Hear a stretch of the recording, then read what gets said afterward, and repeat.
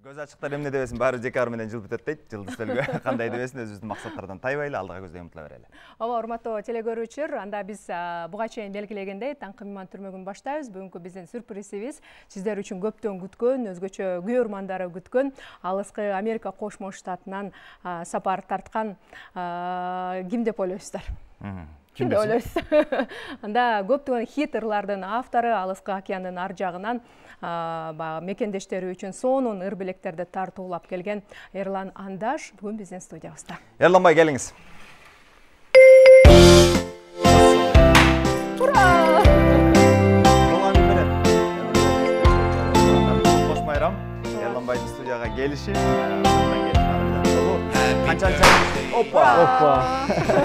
Канчанчы жайды белгилеп атасыз?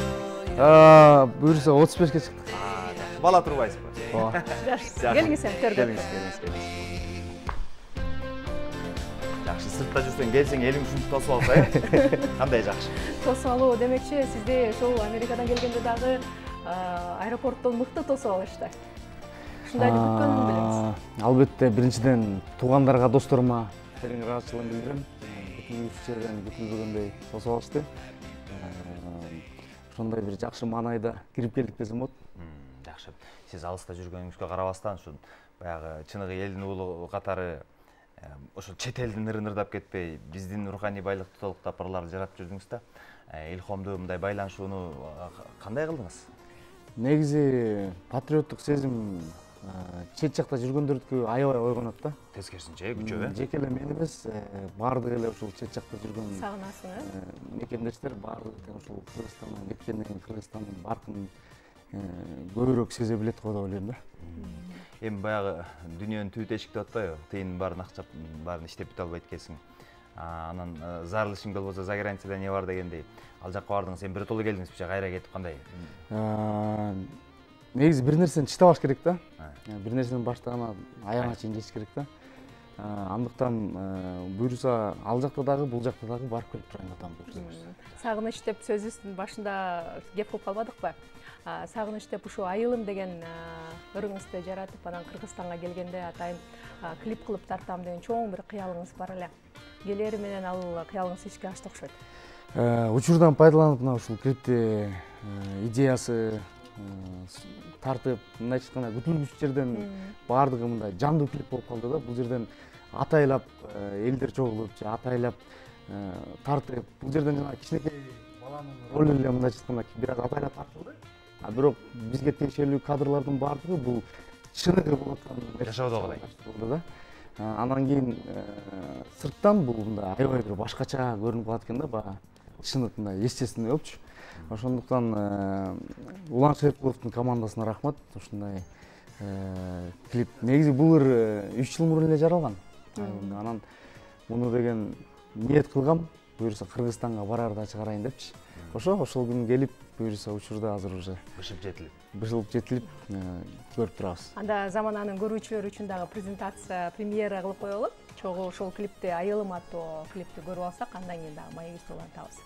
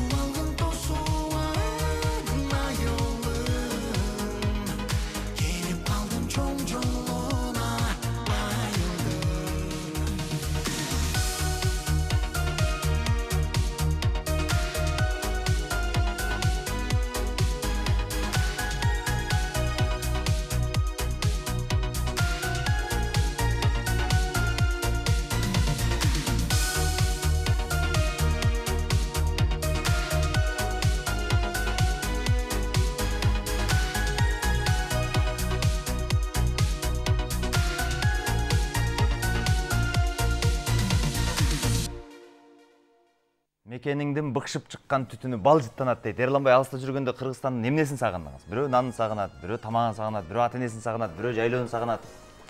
Кыргызстанды жалпы эле сагынасың.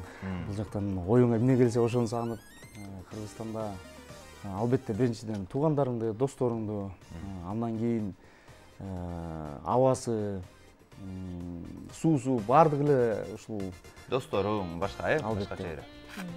Урматтуу телекөрүүчүлөр, сиздер WhatsApp аркылуу дагы Эрланга суроо узатсаңыздар болот. Көрөрмандарыңыз абдан көп. Акыркы убактарда хит ырларды жаратып, алар ушул өзгөчө YouTube каналынан көп миллиондогон просмотрларды алганы белгилүү. Анан айтсаңыздар, ошол клиптерди жарымын Кыргызстандан, жарымын океандын ар жагында тартканыңыз белгилүү. Буга жубайыңыз жардамдашат окшойт. Ошол тартуу иштери кандай болуп жатты эле? Клиптер негизи ал жактан да бул жактан да тартылат. Чынында анан эң негизгиси жубайыма да терең ыраазычылыгымды билдирем. Себеп дегенде баягы көп кадрларды ушул тияктан алып берип, мен ырдаган жерлерди тартып жүрдү. Анан бул жакта дагы клипмейкер балдар мындай кылып тарт, тиндей кылып тарт деп алардын дагы баягы кеңеши менен ушундай бир результаттар болот да. Администратор, продюсер, оператор, сиздин колдогон тапкан тыйыныңызды коромчулаган бухгалтер, айтар аял жакшы, эр жакшы деген ушул да. Албетте, албетте баягы биздин чыгарган ырларды дагы ал да өзү музыкант болгондуктан биз аябай анализдейбиз да. Сөзүн ырдаганда дагы мындай мааниси, ошонун баарын балким өзүм жалгыз башкача ой жүгүртмөкмүн, анын да жардамы менен мындай башкача бир ой жүгүртүүлөр келет да. Бир баш эмес, эки баш жакшыраак дегендей да. Туура. Анан айтсаңыз, ошол ырларды кантип иштеп, кантип тандап аттыңа, кандай болот да, ыр тандоо боюнча? Негизи бул чыккан ырлар негизи мындай ырдын темасы жаралып атканда мындай сурабайт экен да. Ыр мындай күтүүсүз жерден бир мындай темасы жаралып калат да. Например, алдаба же болбосо айылым деген сыяктуу мындай күтүүсүз жерден эле мындай келип кетет да, мындайчы. Анан кийин ошону баягы иштеп чыгуу болот да. Ошондон улам чыгып кетет да. Эми баягы жаш келсе ишке дегенде али күч кубат, Кудайга шүгүр. Дагы элдин руханий байлыгын толуктаганга, маанайын көтөргөнгө сахнанын кишиси бир теп күчөйдө турат деп атпайбы? Кийинки жаштарга эми ушу чыгармачылыкты сүйгөн кишилерге өзүңүздүн баягы көч башы катары ийгиликтериңизди жарата беришиңизди тилек кылабыз. Дагы бир жолу туулган кут болсун, көп жашаңыз. Баягы кылмаша жашашыңызды тилек кылабыз. Суроолор аябай көп түшүп атат. Эрланды көрүп сүйүнүп атабыз дейт. Лотос деген ресторанга атайын Эрландын ырын укканга көп бардык элек дейт. Ооба. Ресторан тарбиялайт, ырчыны мыктылык. Ресторан бул ырчы үчүн аябай чоң мектеп десем туура айтасыз. Жаңылышпайм. Себеп дегенде биз ошол кафеде ырдап жүргөндө биз деген баягы көп тилде ырларды ырдап, ошол жактан ташталдык десем туура болот да. Үн калыптан. Ооба. Себеп дегенде күнүгө ар кайсы жанрдагы ырларды ырдап, анан ошол жерде жөн отурбастан кандай гана клиенттер отурбасын, ошолорго ылайык так бул кишиге азыр моундай ыр жагат болуш керек. Психолог болуп ошолорду анализдеп, аябай көп ойлончубуз да ошо кафеде иштеп аткандачы. Так мындай кылсак жагат. Себептен заказдар да келчү да. Ошого жараша биз болушунча аракет. Сүйүшкөндөр отурсаң тайнеме дегендер да. Тажрыйба албетте кафелерде бул ырчылардын баардыгы эле түшүнөт. Кафе бул ырчы үчүн чоң мектеп. Америка Кошмо Штатында эмне иш кылдыңыз? Ал жакта дагы ырдаганга мүмкүнчүлүктөр болдубу ушундай кафе ресторандарда? Ал жакта деген бул жактагыдай күнүгө эле понедельниктен воскресеньеге чейин эме боло бербейт. Кафелер иштейт, бирок мындай музыка эмелери боло бербейт да. Акта деген пятница, суббота бир 2 күн эс алышат, аябай катуу эс алышат. Калган күндөрү жалаң эс алып, эме мындай иштешет да. Анан кийин ал жакта ар кандай жумуштарды иштедик. Башында ошо кафеде да иштедим. Ошо бирок күндүз жөн жатып калбайын деп, күндүз ар кайсы жумуштарды иштедим. Көп эле жумуштарды иштедим. Кандай жумуш болсо деле, чекеттер болсо, ага эмгек болсо, бул уят эмес. Албетте. Азамат. Үй бүлөңүз тууралуу айтып кетсеңиз, Америка Кошмо Штатында үй бүлөңүз менен чогуу болдуңуз 10 жылдан ашык. Үй бүлөбүз кызыбыз бар. Азыр буюрса мектеби башталып ошого байланыштуу Америкада калып калды, атасы апасы менен. Кичинекей уулубузду ала келдик. Халид. Жанагы клипте, видеодон көргөн ошо уулубуз болот. Ошо. Биздин балдар кыздарыбыз Кыргызстанда жүрүп эле тили орусча, англисче чыгып атат. Сиздики кандай болду? Биз үйдө биринчиден кыргызча эле сүйлөшөбүз.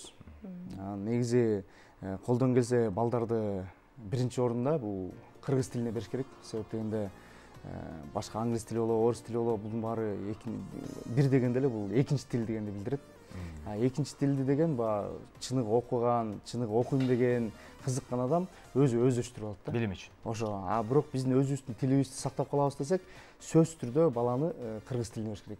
Кыргыз тили мектептери бар, менин билишимче, аябай күчтүү ошондой мектептерге бериш керек деп ойлойм. Азамат. Ушул алыс жерде жүрсөңүз да жубайыңыз музыкант деп атпайсызбы? Анан ал жактагы кыргызстандык бөбөктөргө дагы ушул комуз боюнча сабак берип калды деп уктук эле. Сурагандарга, каалоосу болуп аткандарга албетте үйрөтүп атты. Менин билишимче бир 2-3 балага ушул комуздон сабак берди. Алар да ушундай бир жанагындай жеке майрамдарда ушул өздөрүн көрсөтүп, ойноп калган. Негизи мындай педагогический жактары да аябай жакшы жубайм. Мына эми 2 күндөн кийин Кыргыз Республикасынын эгемендүүлүк күнү болот. Ушул Америка Кошмо Штатында жашаган мекендештерибиз дагы бул майрамды абдан ири деңгээлде белгилейт.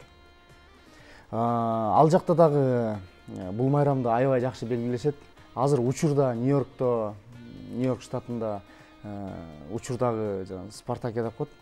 Ошол футбол Спартакиада азыр учурда Нью-Йорк штатында өтүп атат. Ал жака деген баардык штаттардагы кыргыздар команда келип алып, ал жактан жеке эле футбол эмес, ордо, кыргыз улуттук оюндары, күрөш, жана башка ушул кыргыз оюндарына тиешелүү бүт баардыгы азыр Спартакиада, чоң Спартакиада болуп өтүп атат ушул майрамга карата. Тил маселеси окуп туруп бардыңызбы же барып туруп үйрөндүңүзбү? Биз деген бу жакта музыкалык мектепте окудук, Мукаш Абдыраев мектебинде. Анан ал жактан деген көбүнчө басым музыка болгондуктан негизи окуса болот. Бул биз өзүбүз чынлап айтканда жалкоолонуп көп окуган жокпуз. Англис тилин ошака барып өздөштүрдүк бир аз. Муктаждык. Муктаждык менен уже керек болгон үчүн үйрөндүк десем болот. 10 жылда көп ийгиликтерге жетишиптирсиз. Сизге дагы чоң албан ийгиликтерди каалайбыз. Эми биздин Замана студиясынан дагы жакшы бир чыгармаңызды аткарып бериңиз, сахнага чакырабыз, Келиңиз. Микрофон алып алыңыз. Кана биздин микрофонубуз. Чыга бересиз, даярдап бересиз микрофонду. Сакта. Урматтуу телекөрүүчүлөр, анда азыр Эрлан Андаштан дагы жандуу сонун бир чыгарманы угабыз. Бул ушул Замана студиясында эксклюзив катары дагы кабыл алсаңыздар болот.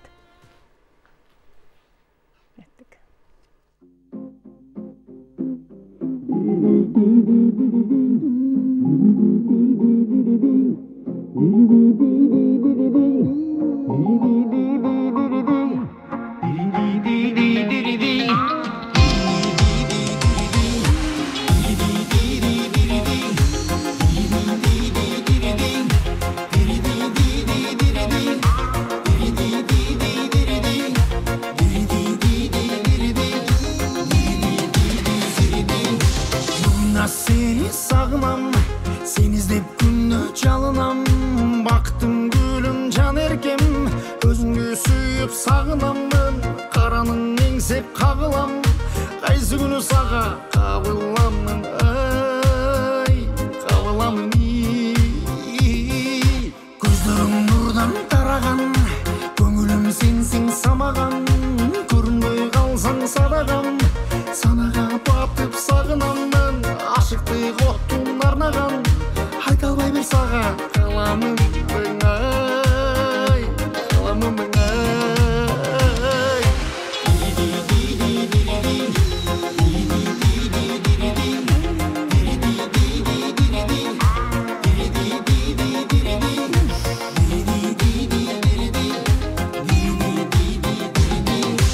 Oy basıp günü baratam, olu vırlar jaratam. Жүзүңдөн сүйүп элестеп, жүрөктү күндө жылытамын. Өзүң деп жүрүп өзгөчөм, өзүңө бир качан жолугамын ай, жолугамын ай. Катарлаш басып баратсам, кармасам деймин колуңан. Капилетанан адашып, калбасам деймин жолуңан.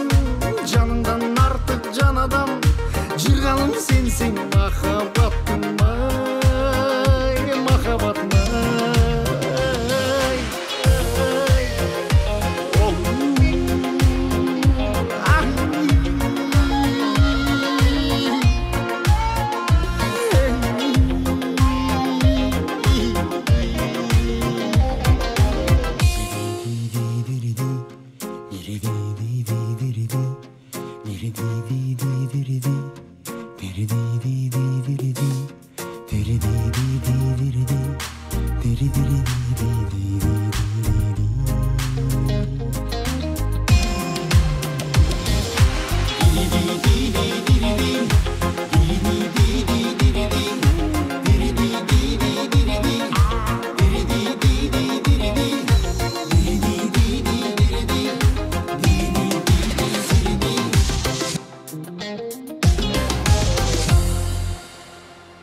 Азамат. Son. Рахмат сізге, бар болыңыз. Рахмат сізге. Бүгініңіз жақсы маңайда улансын. Программабызды улантабыз, сіздер замана менен кала бериңиздер.